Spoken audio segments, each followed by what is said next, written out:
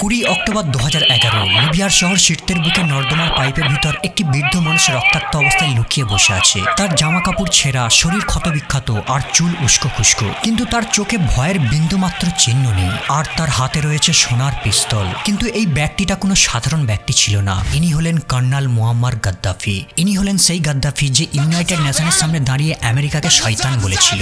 এমন এক ব্যক্তি যিনি পশ্চিমা ক্ষমতার সামনে মাথা নত করতে অস্বীকার করে। এমনকি আমেরিকার রাষ্ট্রপতি রোনাল্ড রেগান রেগে গিয়ে গাদ্দাফিকে পাগল কুকুর বলে গালাগালি দেয়।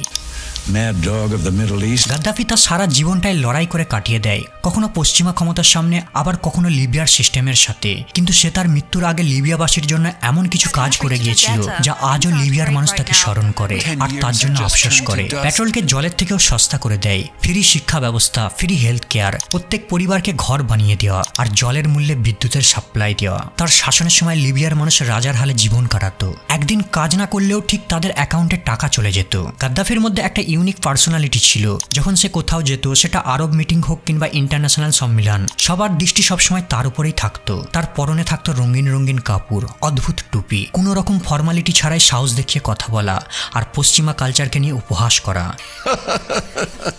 পুরো বিশ্বে একমাত্র গাদ্দাফিরই এই সাহসটা ছিল। তার মধ্যে ভয় বলে কোনো বস্তু ছিল না। বুলেট প্রুফ জ্যাকেট ছাড়াই সে পাবলিকের সামনে ওপেনলি ঘুরে বেড়াতো। আর সে রাজপ্রাসাদে থাকতো না, বেদুইনদের মতো তাঁবুতে থাকতো। কিন্তু যেই ব্যক্তি পশ্চিম বিশ্বের চোখে চোখ রেখে কথা বলতো, একটা সময় তাকেই তার দেশের মানুষ নির্দয়ভাবে টর্চার করে হত্যা করে। যখন তার মৃতদেহকে পাবলিশ করা হয়, গোটা বিশ্ব হতবাক হয়ে গিয়েছিল। সবার কাছে কেবল একটাই প্রশ্ন, গাদ্দাফি হিরো ছিল নাকি ভিলেন? গাদ্দাফি সবসময় বলতো আমি মারা যাব, কিন্তু কখনো লিবিয়াকে ছাড়বো না। বাস্তবে সে সত্যি পুরুষের মতো লিবিয়াকে ছেড়ে পালায়নি। কিন্তু সে কি এমন ভুল করেছিল যে তাকে তার দেশের মানুষই হত্যা করে? আজকের ভিডিওতে এই বিষয় নিয়ে আলোচনা করব। Gaddafi.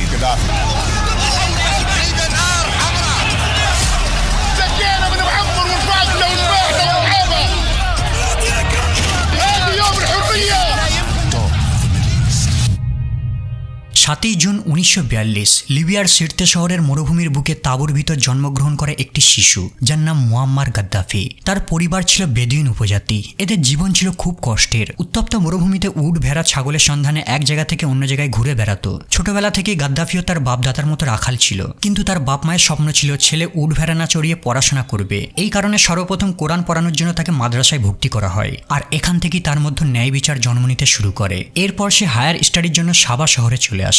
আর এখান থেকেই সে বক্তব্য দেওয়া আর নেতৃত্ব দেখানো শুরু করে। সেই সময় গাদ্দাফি মিশরের নেতা গামাল আবদেল নাসেরের খুব বড় ফ্যান ছিল। গামাল আবদেল নাসের আরব বিশ্বকে এক করার স্বপ্ন দেখিয়েছিল আর পশ্চিমা বিশ্বে সে চরম বিরোধিতা করত। ফ্রি টাইমে গাদ্দাফি নাসেরের লেখা বই পড়ত, তার বক্তব্যকে ঘন্টার পর ঘন্টা শুনত আর বসে বসে চিন্তা করত, যদি মিশর বদলাতে পারে তাহলে আমার দেশ লিবিয়া কেন পারবে না? পড়া শেষ করে সে আর্মি জয়েন করে। আর এখান থেকেই তার ভিতর পশ্চিমাদের বিরুদ্ধে বিদ্রোহী মনোভাব আরো বেশি বেশি করে জেগে ওঠে। সেই সময় লিবিয়ায় বিপুল তেল উত্তোলন হতো, তাই হিসাব মতো লিবিয়ার ভাগ্য বদলানো উচিত ছিল। কিন্তু মাটির নিচে কালো সোনা থাকার পরেও লিবিয়ার ভাগ্য ছিল করুণ। গ্রামগুলোতে দারিদ্রতা ছিল ব্যাপক, মানুষের কাছে জব ছিল না, স্কুল আর হসপিটাল ছিল নিম্নমানের। শহরগুলোতে কিছুটা ডেভেলপ হয়েছিল, কিন্তু সব সম্পদকে ধনীরাই নিয়ন্ত্রণ করত। এই সময় লিবিয়ার শাসক ছিল কিং ইদ্রিস। সে ছিল নামেই শাসক, আসলে সে ছিল পশ্চিমাদের গোলাম। লিবিয়ার এই তেলের সব লাভ আমেরিকা আর ইউরোপরাই গ্রাস করত, আর জনগণ কেবল অনাহারে মরত। তাই জনগণেরও এই বুড়ো রাজার উপর ক্ষোভ জমা হতো। অন্যদিকে মিশর থেকে নাসেরের বক্তব্য রেডিওতে প্রচার হতো, আরবদের এক হতে হবে, লোভী পশ্চিমাদের হাত থেকে ক্ষমতাকে দখল করতে হবে। সেই সময় লিবিয়ান আর্মিদের মধ্যে অনেক দেশপ্রেমিক যুবক ছিল, কিন্তু এদের মধ্যে সবথেকে নির্ভীক নামটা ছিল ক্যাপ্টেন মুয়াম্মার গাদ্দাফি। সে উপলব্ধি করতে পারে কেবল বুড়ো রাজার উপর ক্ষোভ প্রকাশ করলেই কিছু হবে না, একটা সলিড প্ল্যান তৈরি করতে হবে, না হলে দেশটার কোনো পরিবর্তন আসবে না। সে ভালো মতো বুঝতে পারে কিং ইদ্রিসের সময় ঘনিয়ে আসছে। মানুষ তাকে আর পছন্দ করে না, রাস্তাঘাটে তাকে নিয়ে সমালোচনা হতো। ঠিক এই সময় 1 সেপ্টেম্বর 1969 সালে কিং ইদ্রিস মেডিকেল চেকআপের জন্য তুর্কি চলে যায়। আর ঠিক এই সুযোগকে কাজে লাগিয়ে গাদ্দাফি মিলিটারি নিয়ে ত্রিপোলি আর বেনগাজিকে ক্যাপচার করে নেয়। এই সেনা অভ্যুত্থানটা খুব শান্তিপূর্ণভাবে ঘটে, কাউকে গুলি চালিয়ে হত্যা করা হয়নি আর বোম্বিংও করা হয়নি। সকালে লিবিয়ানবাসীরা যখন ঘুম থেকে উঠে রেডিওটা চালায়, তারা শুনতে পায় একটা তরুণ যুবকের ভয়েস, লিবিয়া এখন স্বাধীন দেশ, এখানে কোনো রাজতন্ত্র চলবে না, এখানে জনগণের শাসন চলবে। আর এই ভয়েসটা ছিল মুয়াম্মার গাদ্দাফির। আর এখান থেকে শুরু হয় লিবিয়ায় গাদ্দাফির শাসন, যা প্রায় 42 40 বছর চলবে। গাদ্দাফি ক্ষমতায় আসতেই অদ্ভুত সব সিদ্ধান্ত নেওয়া শুরু করে। 1950 দশকের শেষের দিকে লিবিয়াতে তেলের সন্ধান পাওয়া যায়। স্বাভাবিকভাবেই বাকি আরব আফ্রিকান দেশগুলোর মতোই এগুলোকেও ইউরোপ আমেরিকার কোম্পানিরাই নিয়ন্ত্রণ করত, আর এই তেল কোম্পানিগুলোই নিজেরাই খেয়াল খুশি মতো দাম সেট করত আর অর্ধেকের বেশি প্রফিট তাদের দেশে পাঠাতো। কিন্তু গাদ্দাফি ক্ষমতা আসতেই সব ডিলকে চেঞ্জ করে দেয়। সে জানায় ফরেন কোম্পানিদের ডিমান্ডেড প্রাইস হিসাবে তেলের দাম দিতে হবে, না হলে তাদের লিবিয়া ছাড়তে হবে। গাদ্দাফি তাদের বলে যারা 5000 বছর তেল ছাড়া বেঁচে আছে তারা আরো কয়েক বছর বাঁচতে পারবে, আর এই তেল কোম্পানিগুলো নিরুপায় হয়ে গাদ্দাফির ডিলকে মেনে নেয়। গাদ্দাফির এই সিদ্ধান্তটা ছিল খুবই রিস্ক, কিন্তু অবিশ্বাস্যভাবে এটা কাজ করে যায়। এই দেশের জনসংখ্যা 3 মিলিয়ন, অথচ তেলের 95% দেশে জমা হতে থাকে, ফলে লিবিয়া দ্রুত ধনী হতে থাকে। রাতারাতি তাদের ভাগ্য বদলে যায়। শিক্ষা ব্যবস্থা, হসপিটাল, ইলেকট্রিসিটি সমস্ত কিছুকে ফ্রি করে দেওয়া হয়। এমনকি চাষিদের চাষ করার জন্য, ব্যবসাদারদের ব্যবসা করার জন্য সরকার থেকে সুদ ছাড়াই লোন দিত।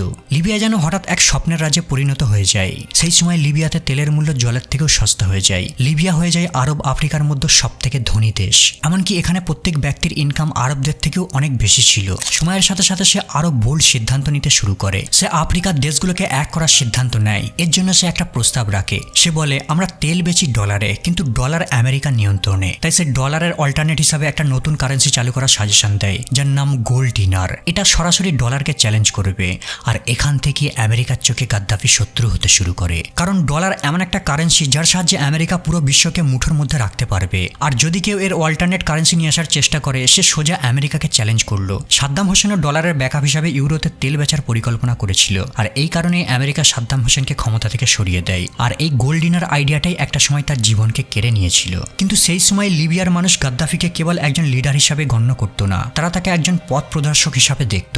সেই সময় লিবিয়ার মানুষ বলতো গাদ্দাফি যদি না থাকতো আমরা আজও গোলাম থেকে যেতাম। কিন্তু আমেরিকার সঙ্গে গাদ্দাফির আসল শত্রুতা শুরু হয় গালফ অফ সিদরা নিয়ে। আন্তর্জাতিক আইন অনুযায়ী যে কোনো দেশের উপকূল থেকে সমুদ্রের 13 কিলোমিটার জায়গা পর্যন্ত সেই দেশ ক্লেম করতে পারবে, কিন্তু গাদ্দাফি 13 কিলোমিটারেরও বেশি জায়গা দখল করে লিবিয়ার বলে দাবি করে, আর একটা কাল্পনিক রেখা এঁকে দিয়ে নাম দেয় লাইন অফ ডেথ। আর সে জানিয়ে দেয় যদি কেউ এই লাইনটাকে ক্রস করার চেষ্টা করে লিবিয়ার মিলিটারি তাকে শুট করে দেবে। কিন্তু আমেরিকা তার এই ক্লেমকে অস্বীকার করে আর গাদ্দাফিকে চ্যালেঞ্জ করে তাদের নেভেল নিয়ে ভিতরে ঢুকে পড়ে।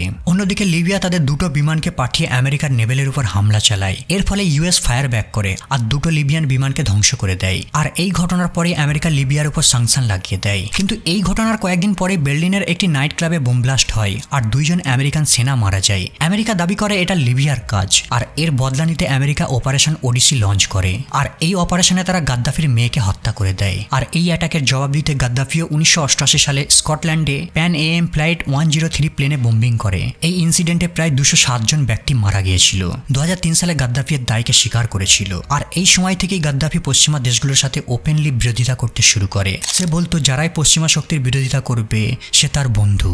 যারাই পশ্চিমাদের বিরুদ্ধে লড়াই করত তাদের অর্থ, হাতিয়ার আর ট্রেনিং দিয়ে সাহায্য করত।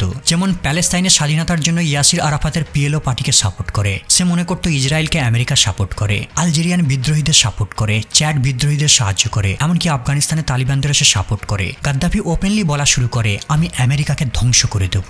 আর এটাই ছিল তার জীবনের সবথেকে বড় ভুল।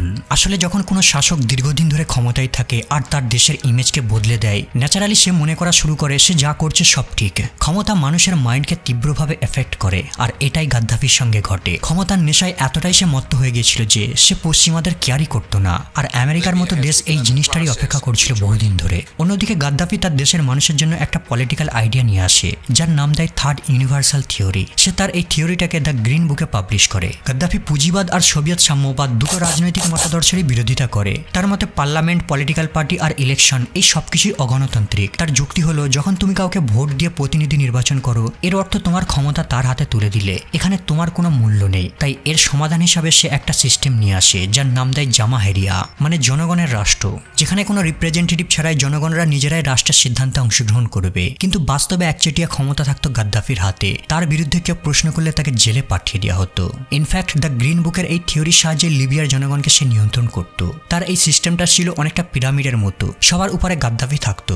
এরপর তার নিচে ক্ষমতা থাকতো তার পরিবার আর ক্লোজ কানেকশনের হাতে, আর সবার নিচে কঠোর সিকিউরিটি থাকতো যাদের কাজ গাদ্দাফির বিরোধীদের দমন করা। এর ফলে ধীরে ধীরে লিবিয়ার কিছু মানুষ গাদ্দাফির শাসনের বিরোধিতা করা শুরু করে, কারণ সেখানে কোনো ইলেকশন নেই, কোনো অপোজিশন নেই, আর কোনো স্বাধীন মিডিয়াও নেই। সিদ্ধান্ত কেবল গাদ্দাফি আর তার ইনার সার্কেলের দ্বারাই নিয়ন্ত্রিত হতো। অন্যদিকে পশ্চিমাদের চোখেও সে ঘোর শত্রু হয়ে ওঠে। 1990 সালে যখন গোটা বিশ্ব নিউক্লিয়ার বোম নিয়ে খুব স্ট্রিক্ট ছিল, ঠিক সেই সময় জানা যায় গাদ্দাফি নাকি গোপনে পরমাণু বোম তৈরির জন্য ইউরেনিয়াম এনরিচ করছে। আর এটা জানার পরই আমেরিকা ইউরোপের রাতের ঘুম নষ্ট হয়ে যায়। গাদ্দাফির উপর কঠোর নিষেধাজ্ঞা লাগানো হয়, তার বিদেশি ট্রাভেলের উপর ব্যান লাগিয়ে দেওয়া হয়, তার বিদেশি ব্যাংকে ফ্রিজ করে দেওয়া হয়। আর এখান থেকেই পশ্চিমী মিডিয়ারা বিশ্বের সামনে তার ইমেজকে নষ্ট করা শুরু করে, তার নামে মিথ্যা নিউজ ছড়াতে শুরু করে, ঠিক সাদ্দাম হোসেনের মতো। অন্যদিকে সময়ের সাথে সাথে গাদ্দাফির আচরণও চেঞ্জ হতে থাকে। সে তার জনগণকে কঠোরভাবে দমন করত, আরব লীগের মিটিংয়ে গিয়ে ঝামেলা পাঠাতো, সিগারেট জ্বালিয়ে পাশের নেতার মুখে ধোঁয়া ছুড়ত, আর আমেরিকা ইউরোপকে ঠাট্টা করত। অন্যদিকে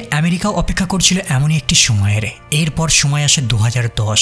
তুনিশিয়ার স্বৈরাচারী শাসকের বিরুদ্ধে জনগণ প্রতিবাদ শুরু করে। ধীরে ধীরে তুনিশিয়ার এই আন্দোলনের আগুনটা ছড়িয়ে পড়ে আলজেরিয়া, জর্ডান, ওমানেও। 25শে জানুয়ারির মধ্যে আন্দোলনটা ছড়িয়ে পড়ে সিরিয়া, ইয়েমেন, ইরাক, এমনকি লিবিয়াতেও। এই সব দেশের বিপ্লবীদের মোটিভ একটাই, স্বৈরাচারী শাসককে ক্ষমতা থেকে সরাতে হবে। মধ্যপ্রাচ্যের এই আন্দোলনটা আরব বসন্ত বা আরব স্প্রিং নামে পরিচিত। যদিও এই আন্দোলনের আগুনটা লাগিয়েছিল আমেরিকায়, বাকি দেশের মতো লিবিয়ার মানুষও গাদ্দাফির দীর্ঘ শাসন থেকে মুক্তি চায়। এই সময় সোশ্যাল মিডিয়ার জনপ্রিয়তা বাড়তে থাকে, বিশেষ করে ফেসবুকে মানুষ গাদ্দাফির বিরুদ্ধে প্রতিবাদ করা শুরু করে। প্রতিবাদ শুরু হয় বেনগাজি থেকে, মানুষ গাদ্দাফিকে ক্ষমতা থেকে সরাতে চায়। কিন্তু যেই শাসক 40 বছর ধরে গদিতে বসে রয়েছে, সে কি আর চায় সহজে ক্ষমতা থেকে সরতে? গাদ্দাফিও ঘোষণা করে, যদি প্রতিবাদ না থামায় আমি সবাইকে মেরে দেব, বিদ্রোহীদের ঘরে ঘরে গিয়ে খুঁজে খুঁজে বের করে হত্যা করব। আর তার এই জেদটাই ছিল সবথেকে বড় ভুল। تطهير ليبيا شبر شبر، بيت بيت، دار دار، زنقة زنقة، فرد فرد। বিদ্রোহীরা শহরের একটি গ্রিন বিল্ডিংকে ভাঙার মধ্য দিয়ে প্রতিবাদ শুরু করে। এটা ছিল সেই গ্রিন বুকের সিম্বল যা গাদ্দাফি লিখেছিল। ধীরে ধীরে গোটা শহর জুড়ে বিদ্রোহ শুরু হয়ে যায়। 15ই ফেব্রুয়ারি 2011 সালে যখন প্রোটেস্ট চরম পর্যায়ে পৌঁছে যায়, গাদ্দাফি এদের দমন করার জন্য আর্মি নামিয়ে দেয় আর বিদ্রোহীদের উপর গুলি চালিয়ে দেয়। আর ঠিক এই সুযোগেরই অপেক্ষায় ছিল আমেরিকা, ইউরোপ। ইউনাইটেড নেশন ন্যাটোকে অ্যাকশন নেবার জন্য অ্যাপ্রুভ করে দেয়। তাদের মতে গাদ্দাফি এমন একটা ভয়ানক গণহত্যা করতে চলেছে যা গোটা বিশ্ব আজ পর্যন্ত দেখেনি। আর এই অজুহাত দেখিয়ে ন্যাটো, আমেরিকা আর ইউরোপের দেশেরা বিদ্রোহীদের পক্ষ নিয়ে গাদ্দাফির ফোর্সের উপর অ্যাটাক চালাতে থাকে। Tank, military base, air defence, command centre সবকিছুকেই ধ্বংস করে দেয় আর বিদ্রোহীদের অস্ত্র সাপ্লাই করে। কয়েক মাস সংঘর্ষের পর ত্রিপলি বিদ্রোহীদের দখলে চলে আসে আর গাদ্দাফি পালিয়ে যায় তার জন্মভূমি সিরতেতে। কিন্তু পালাবার সময় ন্যাটোর বিমান অ্যাটাকে তার কনভয় ধ্বংস হয়ে যায় আর জীবন বাঁচাতে আহত গাদ্দাফি লুকিয়ে পড়ে রাস্তার পাশে এক নর্দমার পাইপের ভিতর। কিন্তু বিদ্রোহীরা তাকে খুব জলদি খুঁজে পেয়ে যায় আর ড্রেনের পাইপ থেকে তাকে টেনে হিচড়ে বের করে চর ঘুষি লাথি মারতে থাকে। আর শেষ মুহূর্তে একজন বিদ্রোহী তাকে শোক করে দেয়। যদি সেদিন ন্যাটো বিদ্রোহীদের পক্ষ না নিত, তাহলে হয়তো গাদ্দাফি বিদ্রোহীদের দমন করে ফেলতো। যদিও গাদ্দাফির মৃত্যুতে আমেরিকা, ইউরোপ খুব বেশি খুশি হয়েছিল, কারণ গাদ্দাফির তেল জাতীয়করণের কারণে এই সব দেশগুলি সব থেকে বেশি ক্ষতিগ্রস্ত হয়েছিল। তাই আমেরিকার স্টেট সেক্রেটারি উপহাস সালে বলেছিল, আমরা এলাম, দেখলাম আর সে মারা গেল। We came, we saw, he died. কিন্তু তার মৃত্যুর পর অনেকেই ভেবেছিল লিবিয়ায় শান্তি আসবে। বাস্তবে দেশ ডুবে যায় বিশৃঙ্খলা আর গৃহযুদ্ধে। আজও লিবিয়ার মানুষ গাদ্দাফির জন্য অনুশোচনা করে।